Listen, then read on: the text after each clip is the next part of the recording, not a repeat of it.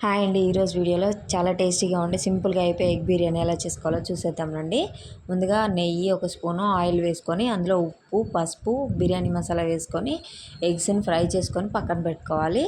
అదే గిన్నెలో బిర్యానీ మసాలాలన్నీ వేసుకొని అందులో ఆనియను, పచ్చిమిర్చి, కరివేపాకు, అల్లం వెల్లుల్లి పేస్ట్ వేసుకొని బాగా ఫ్రై చేసుకోవాలి.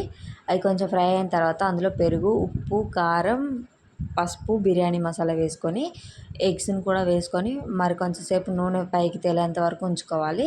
తర్వాత ఎగ్స్ని పక్కకు తీసి పెట్టుకొని అందులో ముందుగా మనం నానబెట్టుకున్న బియ్యంని వేసుకొని కొంచెం ఫ్రై అయిన తర్వాత అందులో వాటర్ వేసుకొని మూత పెట్టుకొని టేస్ట్కి సరిపడినంత ఉప్పు వేసుకొని మూత పెట్టుకొని ఉడికించుకోవాలి. మధ్య మధ్యలో కలుపుకుంటూ అలా కొంచెం ఉడుకు పట్టిన తర్వాత ముందుగా మనం ఉడకపెట్టుకున్న ఎగ్స్ని కూడా వేసుకొని ఒక 15 నిమిషాల పాటు సిమ్లో పెట్టుకొని మగ్గించుకుంటే చాలా టేస్టీగా ఉంటుంది. ప్లీజ్